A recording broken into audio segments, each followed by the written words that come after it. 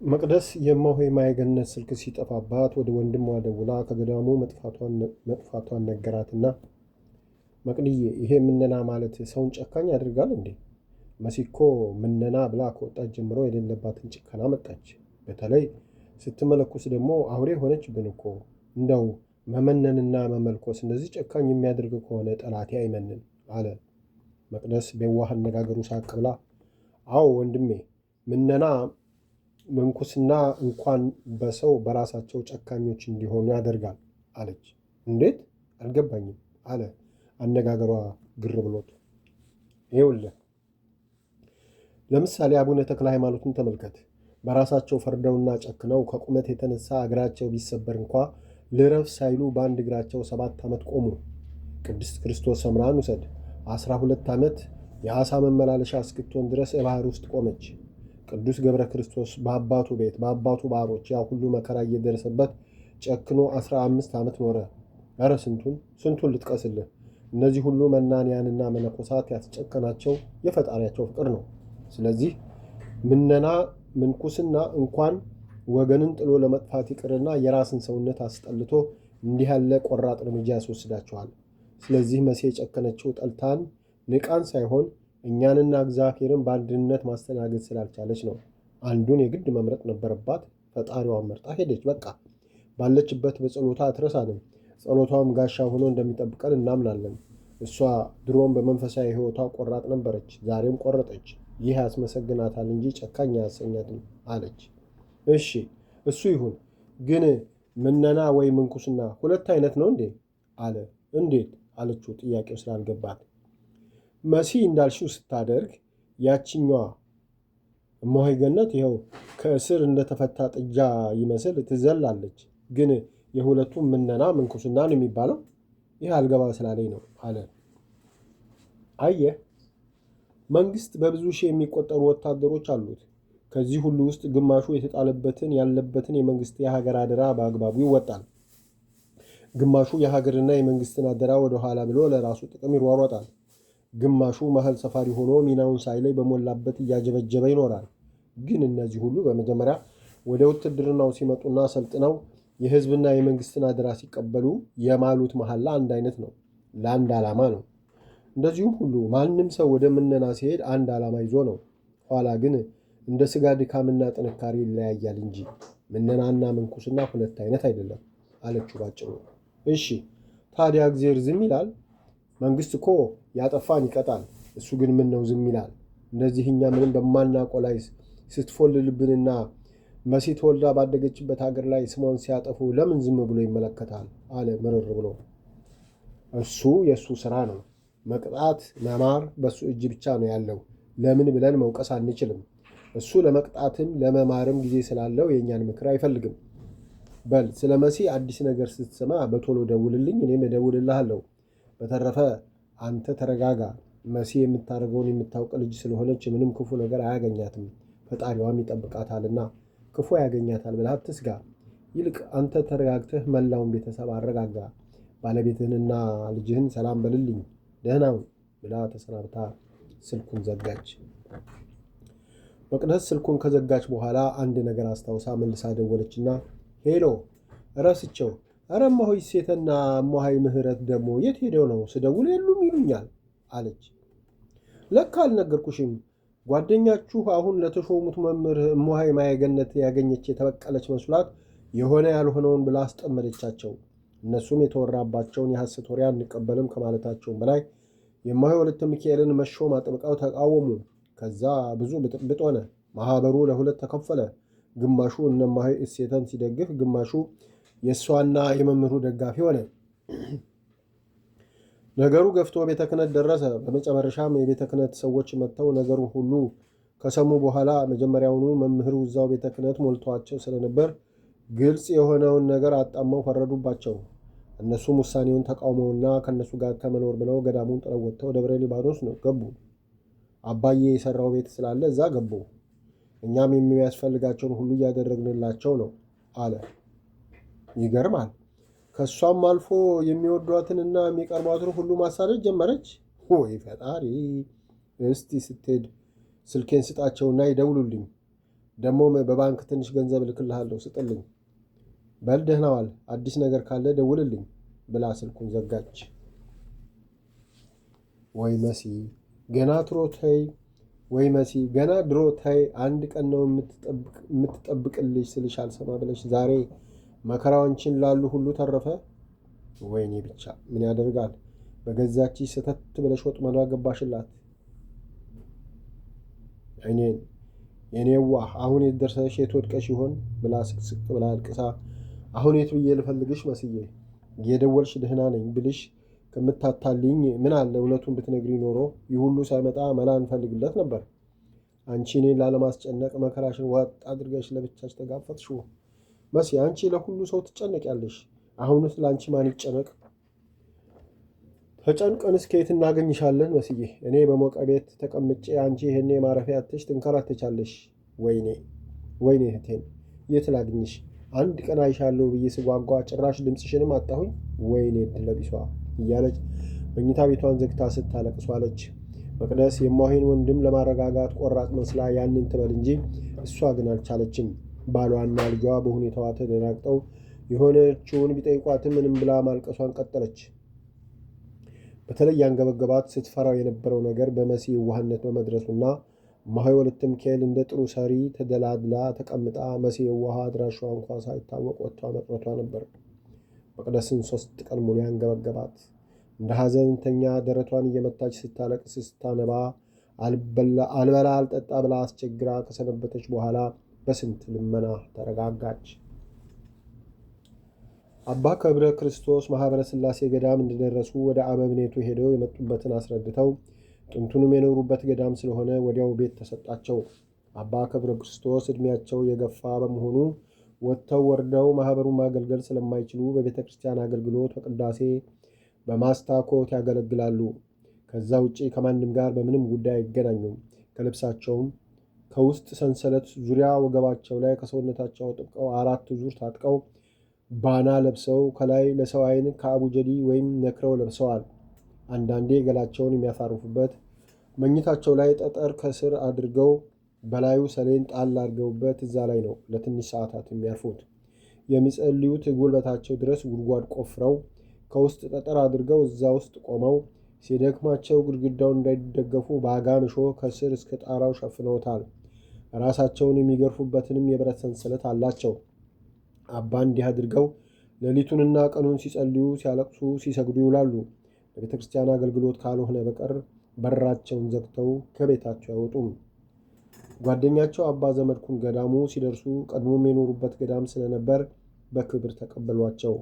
አባ ዘመድኩን አረፍ ካሉ በኋላ በእንግድነት የተቀበሏቸው አባ ወልደ ማርያምን አባ ገብረ ክርስቶስ ወደዚህ አልመጣም እንዴ አሉ ፊትፊታቸውን እያዩ።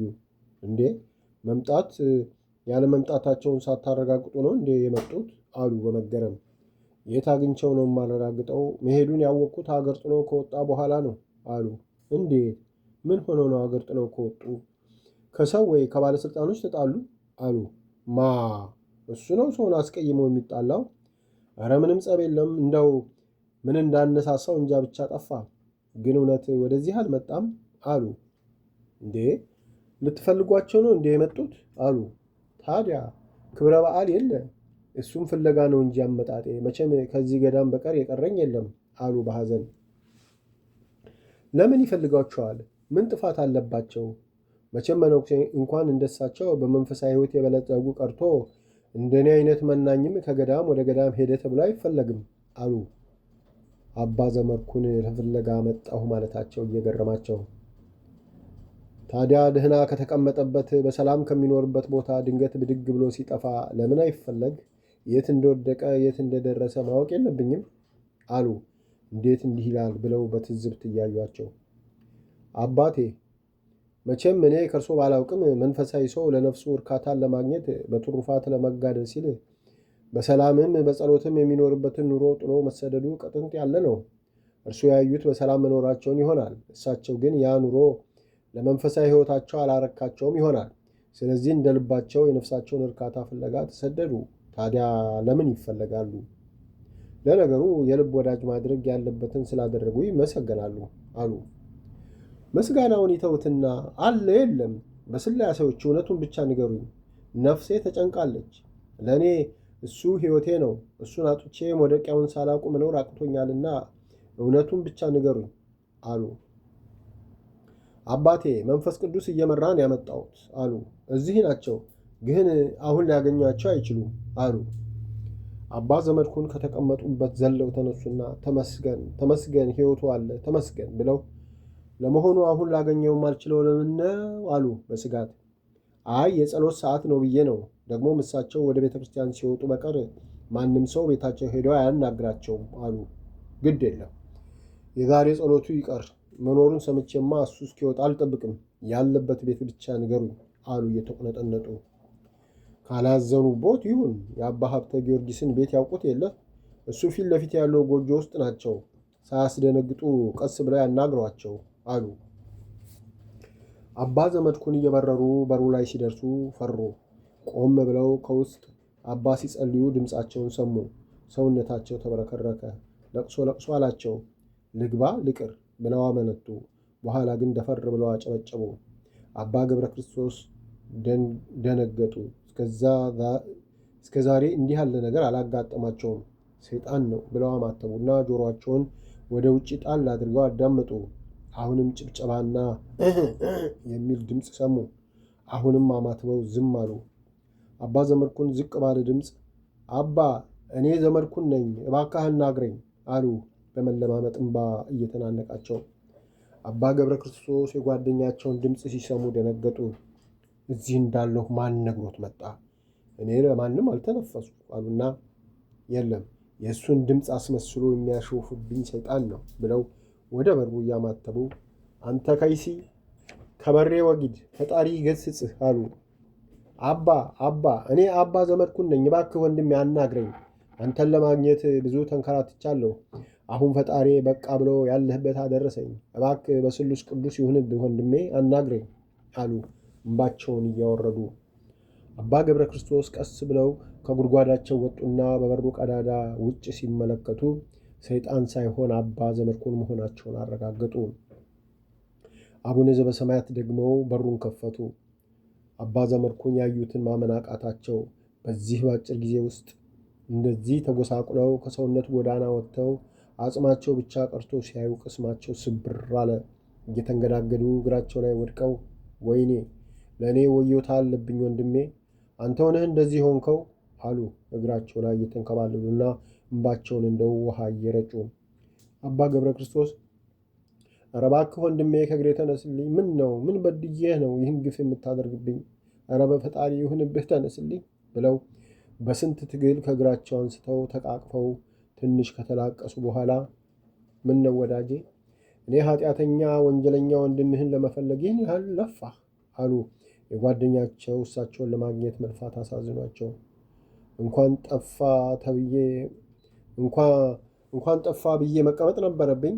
አንተን የመሰለ የሕይወቴን ፋና አጥቼ በጨለማ መኖር ነበረብኝ አሉ አፍንጫቸውን እየጠረጉ። ተው ወንድሜ፣ አንተን በማጣት የተጎዳሁ እኔ ነኝ። ግን ምን ላድርግ? ሁሌ ዳኛ፣ ሁሌ ፈራጅ፣ ሁሌ ሰውና ፈጣሪን ሳሳዝን አንድ ቀን ድንገት ብጠራ ምን እመልሳለሁ? ባልሰራበትን ሞትን ልቅደመው ብዬ ነው። ግን ስም አተረፍኩ እንጂ መጥቼም የሰራሁት ቁም ነገር የለም። የቀረ ሕይወቴን ደግሞ ኃጢአት እንዳልሰራ እንዲጠብቀኝ ብዬ ባልሰራበትም የሚሰሩ አባቶች ያሉበት ቦታ በረከታቸው እንዲደርሰኝ መጥቼ ወደኩ አሉ እንባቸው ጠብ ጠብ እያለ። ከዚህ በላይ ምን ትሆን? ለመሆኑ ምን አለ ነግረኸኝ ብትመጣ ኖሮ ያላንተ እንዳይሆንልኝ እያወቅህ እንደዚህ ለምን ጨከንክብኝ? አሉ የቤታቸውን ዙሪያ ገባ እያዩና የአባን ተጋድሎ በልባቸው እያደነቁ። አይ ወንድሜ፣ እንኳን በቁም ነገር ሊሄድ ብዬ በጨዋታ ጣልቃ እንደ ቀልድ ስናገር የምታወርድብኝን ቁጣና ነቀፌታ ረሳኸው? ስለዚህ ፈርቼ ነው። ደግሞም እኔን ለመፈለግ ይህን ያህል ተለፋልህ ብዬ በፍጹም ስላላሰብኩ እዚህ ላይ አጥፍቻለሁ። ማረኝ ወንድሜ አሉ ከልባቸው። አንተ ወንድሜን ድንገት አጥቼ ነው ቁጭ የምለው። ብቻ የፍቅር አምላክ አልጨከነብኝም፣ አገናኘን። ለመሆኑ ይህን ያህል ራስን ማጎሳቆሉ ጥሩ ነው ወንድሜ? ምን ነው እንደይመሆን አሉ የቤቱን የእሳቸውን ብቻ ሁሉን ነገር አይተው በሐዘን ልባቸው ተሰብሮ። ኧረ በዚሁ ፈጣሪ ይቅር ባለኝ። እኔ በደል እኮ ቆዳይም ተገፎ ቁርበት ቢሆን እንኳ አይፋቅም። ፈጣሪ እስከ ዛሬ የበደልኩት መቼ በቀላሉ ተዘርዝሮ ያልቃል አሉ ራሳቸውን በጥፋተኝነት ዝቅ አድርገው። አባ ዘመድኩንና አባ ገብረ ክርስቶስ እንደዚህ ስለ ፈጣሪ ሥራና ቸርነት ስላደረገላቸው በጎ ነገር ሁሉ ሲጨዋወቱ አብረው አባ ክርስቶስ ቤት አደሩ። አባ ዘመድኩን በማግስቱ አባ ገብረ ክርስቶስ በጠየቋቸው መሠረት ስለነበሩበት ገዳም፣ ስለ እማሆይ ማየ ገነት መጥፋት፣ ስለ እሷና ስለ እሳቸው የተወራውን እንዲሁም ስለ እነማሆይ ሴተ ከገዳሙ መውጣት፣ ስለተፈጠረው ጭቅጭቅና ስለ እማሆይ ወለተ ሚካኤል ሞሾም ሁሉም በዝርዝር ካጫወቷቸው በኋላ አንተስ መውደቂያ ታወቀ፣ ያች አንድ ፍሬ ልጅ ደግሞ የት ወድቃ ይሆን? መቼም እናባላከ በሐሳብና በጭንቀት መሞታቸው ነው አሉ። እኔስ አግኝቻ አረፍኩ እያሉ በሆዳቸው። አባ ገብረ ክርስቶስ የሆነው ሁሉ ከሰሙ በኋላ ይገርማል፣ መቼም ሰይጣን በዓለም የሚኖረውንም በገዳም የሚኖረውንም ሁሉንም አይለፈኝ ብሎ እንደበጠበጠ እንዳሰቃየ ይኖራል። እንደዚህ ብሳል ብዬ ባልልም የሆነ ነገር እንደሚፈጠር ጠርጥሬ ነበር። ግን እንደዚህ የከፋ አልመሰለኝም። ብቻ ሁሉ ሆነ። ያችን አንድ ፍሬ ልጅም ፈጣሪ ወደ ቀና ይምራት። ያችን ጥሩ መስሏት የጓጓችለትን ሞት አግኝታለችና መልካም እንድትሰራበት ፈጣሪ ይርዳት። ዕዳ እንደተሸከመች ያሳውቃል። መመጻደቂያ ሳይሆን በጎ ሰርታበት መጽደቂያ ያድርግላት። እማሆይ ሴተንም እሱ ባለበት ለትሩፋት የተዘጋጁ ያድርጋቸው እና አባላከ ግን እማሆይ ማየ ገነት በአቷን ካወቀች ያለችበትን ሳታሳውቃቸው መቼም ዝም ስለማትል በትዕግስት ቢጠብቋት ጥሩ ነው። አሁን አንተ መቼ ለመመለስ አሰብክ ወንድሜ? አሉ። እንግዲህ ነገ ተነገ ወዲያ ሄጄ እኔም ኃላፊነቴን አስረክቤ ያለኝን ሸካክፌ ወዲሁ ጠቅልዬ እመጣለሁ እንጂ ከእንግዲህ እዛ ምን ቀርቶኝ ይኖራለሁ? አንተ ጻድቁ ራስን እንደ ወንጀለኛ ቆጥረህ እንዲህ ስትሆን እኔማ የኃጢአቱ ጎተራው ምን ሊውጠኝ ነው? ብቻ ወዲህ መጥቼ ኃጢአቴን ከላይ አራግፌ ያንተን የሩብ ያህል ሳልፍጨረጨር ሰይጣን እንዳይቀድመኝ በወንድምነታችንና በፍቅራችን እማጸናሃለሁ። አጥብቀህ ጸልይልኝ አሉ እንባቸውን እያዘሩ። ወዲህ ለመምጣት ከቆረቱ ጥሩ ነው። እሱ ሸሩ ፈጣሪ እንኳን የኔና አንተን አይደለም የዓለምን ኃጢአት ከዓይን ጥቅሻ ፈጥኖ ይቅር የሚል ነውና ይምረናል። ሂድና ፈጥነህ ተመልሰህና አሏቸው። አባ ገብረ ክርስቶስ ጓደኛቸውን እንደወጡ እማሆይ ማየ ገነትን አስታውሰው፣ ወይ ልጄ የት ደርሰሽ ይሆን? ምንስ አግኝቶሽ ይሆን? እኔስ ከቤቴ ወደ ቤቴ ያለምንም መንገላታት ደረስኩ። አንቺስ ልጄ ምን ላይ ወድቀሽ? አሉ በዓይናቸው እንባ ሞልቶ። አቤቱ ፈጣሪ አንተን ታምኖ አንተን ብሎ የወጣ ክፉ እንደማያገኘው አውቃለሁና አንተን እጇን ይዘህ መርተህ ካሰበችው አድርሳት አሉና የወረደ እንባቸውን በእጃቸው እየጠራረጉ አንተን ያሉ አንተን የተጠጉ እስከ መቼ ይሆን ጠላት የሚያሳድዳቸው እያሉ ወደ ጸሎታቸው ሄዱና ስለ እማሆይ ማየ ገነት አጥብቀው ጸለዩ። እማሆይ ወለተ ሚካኤልና ቤተሰቦቿ የልባቸው ደርሷል። እማሆይ ወለተ ሚካኤል ይሉኝታን መንፈሳዊነትን ከራሷ አውልቃ ጥላ ያለምንም ፍርሃት ያሻትን እያደረገች ነው። አሁን ያሉት አበብኔትን በውዳሴ ክንቱ እየደለለች በየምክንያቱ ገንዘብ እያወጣች ለቤተሰቦቿ ቤት ሙሉ እድሳት አድርጋ የቤት ዕቃ አሟልታ ብቻ የሚያስፈልገውን ሁሉ አሟላች። አባቷን እህት ወንድሞቿን ምርጥ ልብስ አለበሰች። የእህቷን ልጅ እዛው ገዳሙ አዳሪ ትምህርት ቤት ውስጥ አስገባች። ብቻ የሚያስፈልጋቸውን ሁሉ ያለምንም ይሉኝታና ፍርሃት በግልጽ ታደርግ ጀመር። ሁኔታው ያላማራቸው የገዳሙ አባላት ኧረ ይሄ ነገር እንዴት ነው ብለው ካንገራገሩ አበብኔቱን በዚህም በዚህ ብላ አሳምና ጸጥ ታረጋቸዋለች፣ ወይ ከገዳሙ ተማረው እንዲወጡ ታደርጋለች። ጸሐፊዋን፣ ሂሷ ሹሟን፣ መጋቢያውንም እያታለለች በቁጥጥር ስር አድርጋቸዋለች። ብቻ ሁሉ ነገር እሷ ባለችው በወሰነችው እየተመራ ነው። ከእሷ ፈቃድ ውጭ የሚሆን አንዳች ነገር የለም።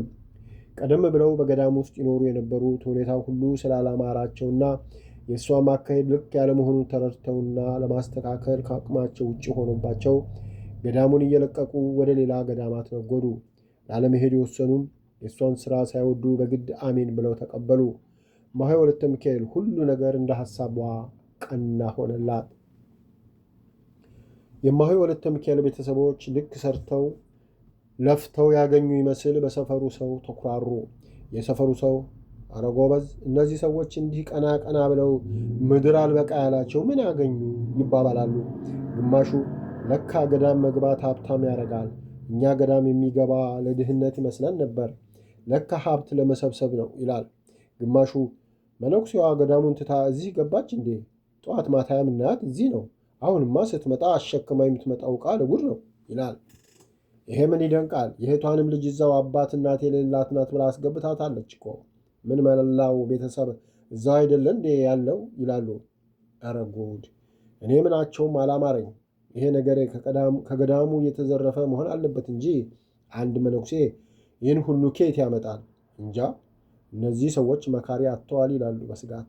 ብቻ የሀገሩ፣ የመንደሩ፣ የከተማው መነጋገሪያ ሆነዋል። እነሱ ግን ተልባ ቢንጫጫ በሚል አመለካከት የሰውን ነገር ወደኋላ ብለው በደስታ እየኖሩ ነው። በተለይ አቶ ቢቂላ ገና ዘሎ እንዳልጠገበ ጎረምሳ አድርጓቸዋል። መጠጥ ቤት ከገቡ እዛ ያለውን ሁሉ ከበር መልስ ይጋብዛሉ። ብሩን እንደ ጉድ ይረጩታል። የሀብት መለኪያው በየመጠጥ ቤት አላፊ አግዳሚውን መጋበዝ ነው የተባሉ ይመስላሉ። አልፈው ተርፈው በስተርጅና ወደ ሴትም ጎራ ማለት ጀምረዋል። እንዳውም ከቤት ወጥተው ማደር አምጥተዋል። ታላቅ እህቷም የልቧ ደርሶ ጠዋት የለበሰችውን ከሰዓታት ደግሞ እየተሽቀረቀረች በየመንደሩ እየዞረች ስለ እህቷ ጉብዝና፣ ለገዳሙ ያደረገችውን መልካም ሥራ፣ የገዳሙ ሰው እንዴት እንደሚወዳት ታወራለች። በዛውም አያይዛ ሞሃይማየ ገነት ቆቧን እንደጣለች ተከትላቸው የሄደችው ሽማግሌ በቃሽኝ ብለው አባረዋት መግቢያ አታ ሀገር ለሀገር እየተንከራተተች እንደሆነ ታወራለች። ወሬዋን ግማሹ እውነት አድርጎ ሲቀበላት፣ ግማሹ ፍጹም የማይመስል ነገር ነው ብሎ ንቆ ያልፈዋል። የማሆይ ማየገነት ቤተሰቦች ይህን ሁሉ እያዩና እየሰሙ ወደ ፈጣሪያቸው ብቻ እያመለከቱ ዝም ይላሉ። አንዳንድ ወሬኞችና ወይ ሁኔታው ያናደዳቸው የቆረቆራቸው ሰዎች መጥተው ስለ ሁኔታው ሲጠይቋቸው ሁሉን ፈጣሪ ወቅ፣ እኛ ሁሉን ለሱ ሰጥተናል የምንላቸው የለንም ብለው ይመልሳሉ። ምክንያቱም እና አባ ጽጌ የእኛ ሽኩቻ፣ የእኛ የሰጣ ገባ ዋጋ የለውም፣ እሷ ጥቅሟን ብታውቁ ነው ሁሉም በሆዳ ይዛ ትንፍሽ ሳትል ሄደችውና ለዚህ ለጓጓችለትና ለተንከራተተችለት ክብር እንድትበቃ እኛም እንርዳት፣ ክፉም ደግም አንናገር፣ ወደ እሱ ብቻ እንጩህ፣ አደራ አደራ፣ ለፍቶ መና አናድርጋት እያሉ ጠዋት ማታ ስለሚመክሯቸውና ሁሉም የእሷን ሰላም በሰማይ በምድርም ስለሚፈልጉ አንድ ክፉ ቃል ቢናገሩ ሰላሟን፣ ሰማያዊ ክብሯን የምታጣ የምታዝን ስለሚመስላቸው ሁሉን ለእሱ ሰጥተው ዝምታ መርጠዋል። ያጎቷ ልጅ ግን የሚሰማውን ሁሉ መሸከም አልቻለም። ራሱ ዞረ፣ ከአቅሙ በላይ ሆነ። አንድ ቀን በቀጥታ ወደ ገዳሙ ሄደና እማሆይ ወለተ ሚካኤልን አስጠራት። ስትመጣ ስታየው ክፉኛ ደነገጠች። ለምን መጣ? ምን ሊያደርገኝ? ምን ሊለኝ ነው ብላ ፈራች። ግን ደፈር ብላ በፈገግታ ተቀበለችው። እሱም የሆዱን በሆዱ አድርጎ ሞቅ ባለ ፈገግታ ካናገራት በኋላ እማሆይ ሁሌ እመጣለሁ እያልኩ አልሞላ እያለኝ እስከዛሬ ቆየሁ። እንደው ያቻ አስመሳይ መሲ ከሄደች ጀምሮ መጥቼ ባለመጠየቄ ይቅርታ እየጠየቅኩ ለገዳሙ የሆነ የእርዳታ ድርጅት አግኝቼ አንዳንድ ነገር ጠይቄ ሊሰጡኝ ቃል ገብተውልኛል። እስከ ዛሬ ላለመጠየቄም ካሳ እንዲሆንልኝ ብዬ ነው አለ በፈገግታ ተሞልቶ። እማሆይ ወለተ ሚካኤል ከተናገረው ሁሉ እርዳታ ድርጅት፣ እርዳታ አግኝቼ የሚለው ብቻ ነው በትክክል የሰማችው። ቶሎ ብላ እርዳታውን ለገዳሙ ለመስጠት በእርግጥ ፈቃደኛ ናቸው አለች፣ ውስጧ በደስታ በርቶ። አዎ እንደውም እኔና አንቺ ብቻችንን የሆነ ቦታ ሆነን እንነጋገርና አብረን እንጨርስ አለ ብቻዋን ለማግኘት ፈልጎ። ጥሩ ና ቢሮ ጌርተን እናውራ አለች። እሷም ማንም ሳያውቅ ጨርሳ የተገኘውን ሁሉ በቁጥጥሯ ለማድረግ ምኞቷ ነበርና በሐሳቡ ተስማምታ ተያይዘው ቢሮ ገብተው በሩን ከውስጥ ዘጉና ቁጭ እንዳሉ እሺ ወንድሜ እርዳታውን ለማግኘት ከገዳሙ የሚፈለገው ምንድን ነው አለችው። የሚገኘውን ነገር ብዛትና ማነስ በአእምሯ እያበላለጠች ትንሽ በትዝብት ዓይን ሲመለከታት ቆየና እጁን ኮቱ ኪስ ውስጥ ከቶ ሽጉጥ አወጣና ግንባሯ ላይ ደግኖ የሚያስፈልገውማ ይሄ ነው አለ አፍጥጦ ጥርሱን ነክሶ። እማሆይ ወለተ ሚካኤል መብረቅ የወረደባት ያህል ክው ብላ ደንግጣ ከመቀመጫዋ ዘላ ተነስታ ሽጉጥ ለምን አለች እየተንቀጠቀጠች። ለምን? ለመልካም ተግባርሽ ነዋ። አሁን ቁጭ በይና በሰላም ለምጠይቅሽ ጥያቄ ብቻ መልስ ስጪኝ። ያለበለዚያ እጮኋለሁ ወይ እንፈራገጣለሁ ብትይ የመጣሁት ገድዬሽ ለመሞቱ ነውና ምንም አታመልጭም። ስለዚህ ቁጭ ብለሽ መልሽልኝ አለ ሽጉጡን እንደደገነባት።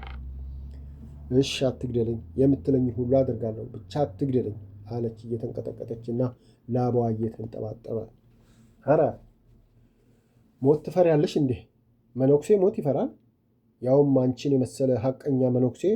አሁን ቁጭ በይ አለ ሽጉጡን ይዞ እየተጠጋት። እሺ ብላ ቁጭ አለችና ይኸው ተቀመጥኩ፣ የፈለግከውን ጠይቀኝ አለች በፍርሃት እየተቆለጨለጨች።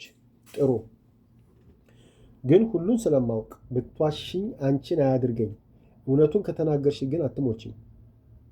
መሲ ምን አድርጋሽ ምን በድላሽ ነው በመድኃኒት ልትገያት የነበረው? አለ ሽጉጡን ወደ ግንባሯ እያስጠጋ። እማሆይ ወለተ ሚካኤል አልታወቀብኝም።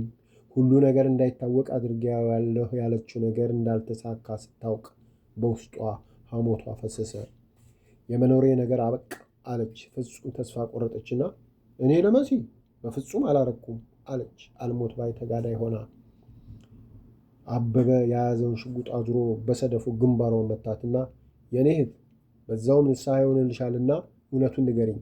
እውነቱን ባለመናገርሽ ስቃይሽ ይበዛል እንጂ ዋጋ የለሽም አለ ሊጨርሳት እየቃጣው።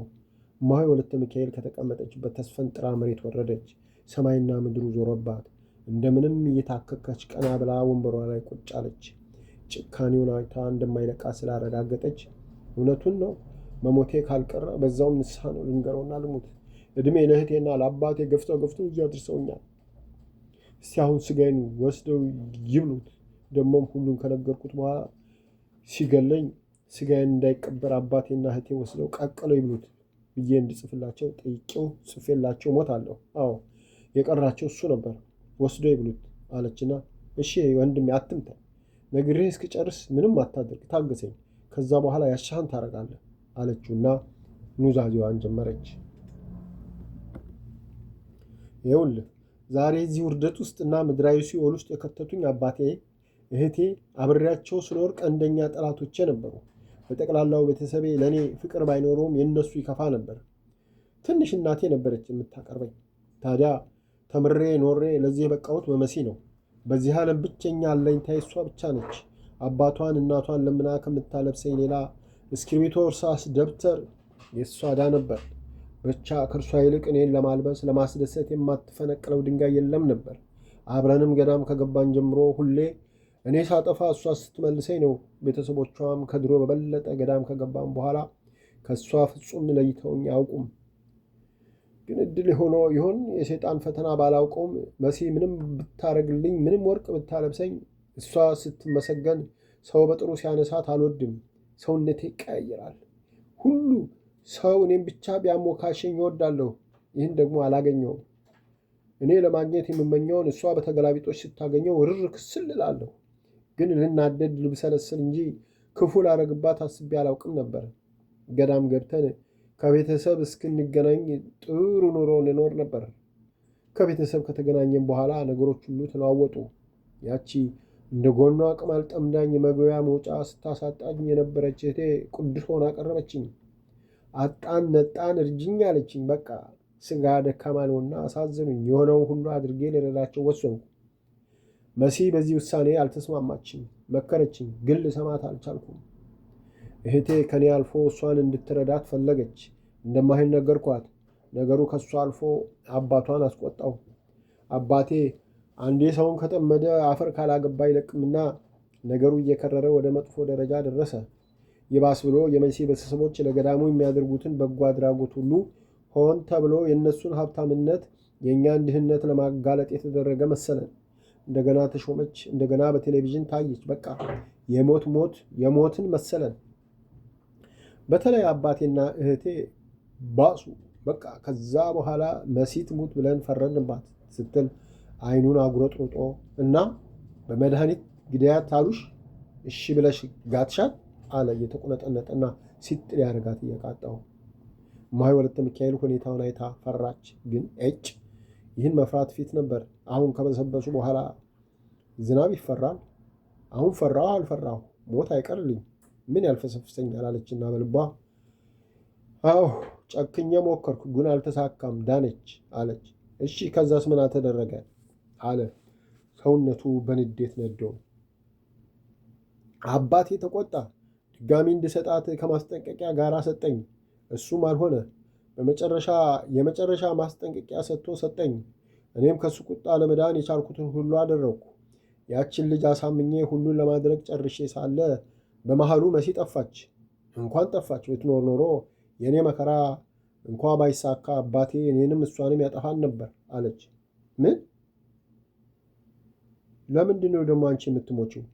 ደግሞስ መሲ ይህን ያህል እሳቸውን ምን አደረገቻቸውና ነው ሞቷን የተመኙት? አለ በመገረም።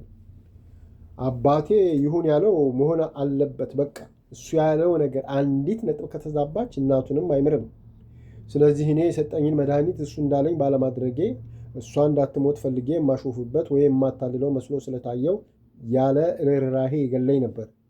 ግን የመሲ መሄድ ቁጣው በርዶ እሷን የጠላበት ዋናው ምክንያት አንደኛ የእህቴ ጉትጎታ ሲሆን፣ ሁለተኛ የእኔ መሲ በሰው መወደዷ ከእኔ በላይ ባለ ስልጣን በመሆኗ በፈጠረብኝ ቅሬታ እሷን የጎዳው መስሎኝ ክፋቷን በማውራቴ ሲሆን፣ ዋናውና ትልቁ ደግሞ የመሲ ቤተሰቦች ገዳሙን ረድተው በአበምኔቱና በገዳሙ ሰዎች ሲመሰገኑ ስለሰማ ይህ ምስጋና የኔን ድህነት የሚያውጅ ነው ብሎ ነው አለችና ዝም ስትል፣ ቀጥይ እንጂ ምን ነው? ለመሆኑ አንቺ መልኩሰሽ የምትገዢው ለፈጠረሽ ነው ወይስ ለመሆኑ አንቺ መልኩሰሽ የምትገዢው ለፈጠረሽ ነው ወይስ ለቤተሰብሽ? አረ ለመሆኑ ይህ ሁሉ ብር ከየት አምጥተሽ እንዲህ የምታንበሸብሻቸው? ተናገሪ ብሎ በጥፊ አጮላት። ጉንጯን እያሻሸች ተስፋ በቆረጠ አነጋገር እባክህ ባትመታኝም እነግርሃለሁ። የመጨረሻ ኑዛዜ ስለሆነ አንድም አልደብቅህ። መሲ ከሄደች በኋላ በአባቴ ጥበብ ይሁን በእኔ ቅልጥፍና ወይ በሰይጣን እርዳታ ብቻ ሁሉ ነገር አልጋ ባልጋ ሆኖ ተሾምኩ። ከዛ በኋላ ሁሉ በእጄ ገባ። ብዙ ሰዎች ለጉብኝት ሲመጡ ለገዳሙ የሚሰጡትን እርዳታ ወደ ኪሴ ተከተትኩ። በዛ ላይ ለልዩ ልዩ ወጪ እያልኩ ከፍ ያለ ገንዘብ አወጣና የተሳሳተ ደረሰኝ የጻፍኩ አስቀራለሁ። እርዳታ ከሚሰጡ ድርጅቶችም የሚገኘውን ቀናንሻ አስቀራለሁ። ብቻ ገንዘቡ ራሱ በየምክንያቱ እየፈለገኝ መጣ አለች ድርቅ ብላ። አሃ ለካ እኔም እርዳታ ስልሽ ሰፍ ብለሽ ብቻችን እንነጋገር ያልሽው ሊበላ ኖረዋል አለ ሊመታት እየተቆነጠነጠ። እሺ መሲ የዋሃን፣ መሲ ደጓን፣ መሲ ገበናሽን፣ ረዳትሽን፣ ቀኝ እጅሽን ኮሶ ግተሽ አባረሽ እንደ ልብሽ ስትሆኚ ከነ ቤተሰቦችሽ ደላችሁ አለ አፈሙዙን ወደ ጉሮሯ እያስጠጋ። እማሆይ ወለተ ሚካኤል ተስፋ በቆረጠ አነጋገር ተሳስተሃል። የደላት የተመቻት ሰላማን ያገኘች መሲ እንጂ እኔ አይደለሁም። እኔማ የሰው አፍ የሰው ዓይን እኔና እሷን የሚያውቁ ሁሉ በሚያዩኝ አስተያየት የምኖርበት ቤት ሳይቀር ጣራና ግድግዳው እያፈጠጠ ነው የሚያስፈራራኝ። በዛ ላይ አላስቀመጥ እያለ ውስጤን እንደ ሸክላ እየበላ በሚቦረቡረኝ ሕሊናዬ በዚህ ሁሉ ነገር ሰላሜን ተነጥቄ ቀፎ ብቻ ያለ ለመምሰል በሚደረገው ትግል ውስጥ የምመላለስ የሞት ወራዳ ፍጡር ነኝ። መሲ ግን ከዚህ ገናም ብትወጣ ምናልባት በመንገድ ችግር ገጥሟት ብትንገላታም ከዚህ ሁሉ ነፃ ሰው ናት።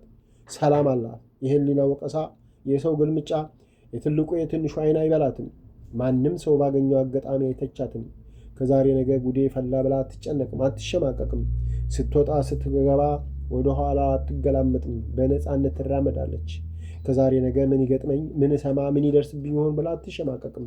የምትበላው ምግብ ደምደም አይላትም። በጠቅላላ ነፃው ሰው ነች። እሷ ምን ሆነች? ምን ተበደለች? መሲ ትላንትን ዛሬም የሰላም ሰው ነች። በሰላም ትኖራለች። እኔ ግን በቁሜ ሞትኩ። ትንሣኤ የሌለው ውድቀት የወደቅኩ እያለሁ የሌለው ብኩን ዋጋ ቢስ ነኝ። ወይኔ በገዛ እጄ ዘላለም የማልወጣበት ማጥ ውስጥ ወደቅኩ ብላ ምርር ብላ አለቀሰችና በቃ ወንድሜ ገላግለኝ፣ ከዚህ ሁሉ ወቀሳና ውል ከሌለው ኑሮ ገላግለኝ፣ ለአንተም ጽድቅ ነው በለኝና አሳርፈኝ አለች ጸጸትና ተስፋ መቁረጥ በተቀላቀለበት አነጋገር እየለመነችው። ኑዛዜሽ ይሄ ብቻ ነው? የቀረ የለሽም? አለ በሁኔታዋ ሆዱ ቢባባም ግን ጨከንና ኮስተር ብሎ። አለኝ። እኔን ከመግደል በፊት ለነዛ ለአሳማ ቤተሰቦቼ በተለይ ለአባቴና ለእህቴ ስጋዬ እንዳይቀበር እነሱ ቀቅለው እንዲበሉት ልጽፍላቸው ነው አለችና ይቅር ልቶ አለች። ለምን? ተናገሪ። ያላሁን የመናገር ዕድል የለሽም እኮ ለምን ይዘሽው ትሞቻለሽ? አለ እያሾፈ። ስታገኛቸው ንገርልኝ። መሲን ማሪኝ፣ ይቅር በይኝ በልልኝ። ከመሞቴ በፊት አግኝቻት ይቅርታዋን ብሰማ ወድ ነበር፣ ግን አልሆነም አለች ተስፋ በመቁረጥ እያነባች። ውይ እንዲህ ጸጸት ልብ፣ ለይቅርታ የተዘጋጀ አእምሮ እንዳለሽ ባውቅ ኖሮ ከመምጣቴ በፊት ነግሪያት እምቢታዋንና እሽታዋን ይዤልሽ መጣ ነበር አለ በንቀት እያየ። እማሆይ ወለተ ሚካኤል አፈጠጠችበትና መሲ ያለችበትን ታውቋል? በሕይወት አለች አለች። በደንብ ነዋ። መገፋት ጥሩ ነው። መልካም ቦታ አግኝታ ቤት ተሰርቶላት የሚያስፈልገው ተሟልቶላት በሰላምና በደስታ አምላኳን እያመሰገነች አለች አላት ውሸቱን የምትለውን ለመስማት። ያርግላት፣ ይገባታል። ወይኔ እህቴ፣ ወይኔማ ካድኩሽ፣ እኔማ ገደልኩሽ።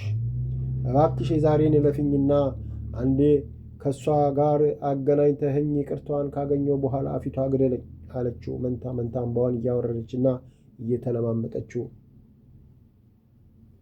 መሲ እንዳንቺ ቆሻሻ አስተሳሰብ የላትም። እንኳን ፊቷ ልትገደይ አሁን እንኳ ይህን ሁሉ መሰሪነትሽን እያወቀች ክፉሽን አውርታ አታውቅም አለ። አውቃለሁ፣ ከእሷ ክፉ እንደማይጣ አውቃለሁ። ግን እባክህ አገናኘኝ፣ ወይ ያለችበትን ንገረኝና ሄጄ ይቅርታዋን ካገኘሁ በኋላ ያለህበት መጥቼ እጄን እሰጥሃለሁ። እባክህ እባክህ ከህሊና ሲኦል አውጣኝ ብላ ተንበርክካ እያለቀሰች ተማጸነችው። አበበ ጨከን ብሎ እውነት ጭራሽ ጨርሻት ብዬ አድራሿን ልስጥሽ?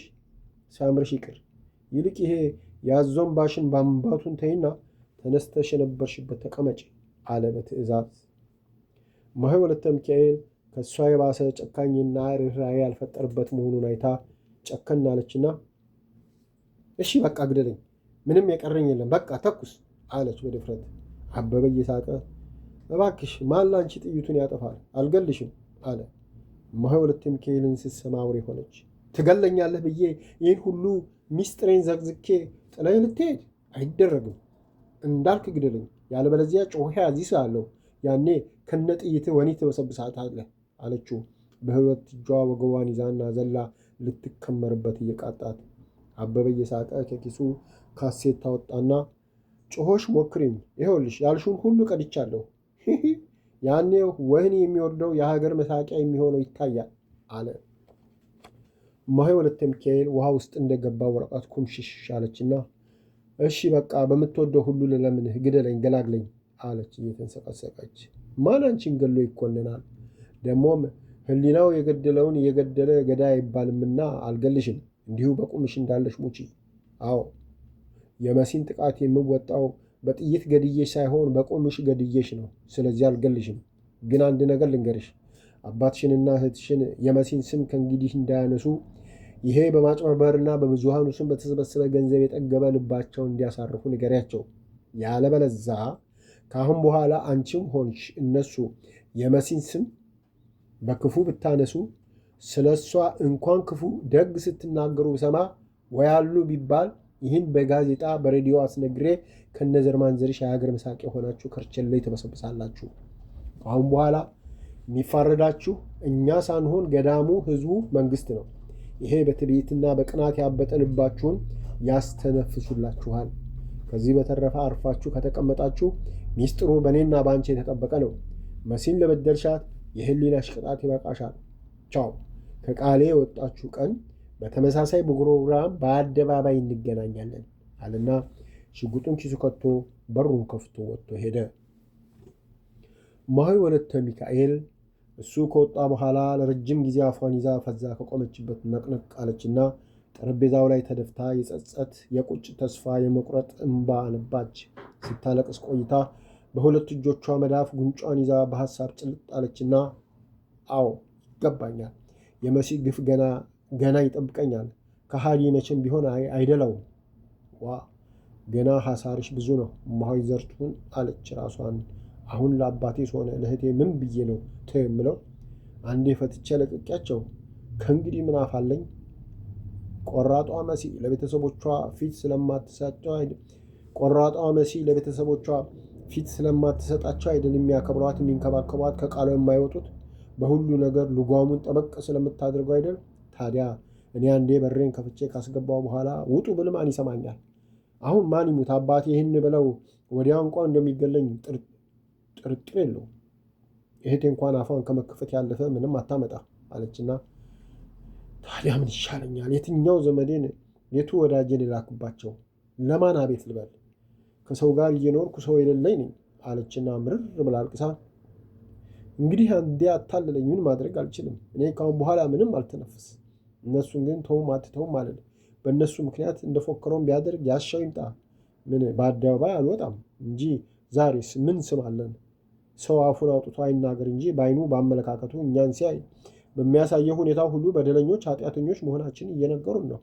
አንዴ ለጠፋ ነገር ከእንግዲህ የፈለገ ይምጣ አልፈራም ብላ ቢሮዋን ዘግታ ራሴን አሞኛል ብላ ማንም እንዳያናግራት ቤቷን ከውስጥ ዘግታ ተጠቅልላ ተኛች።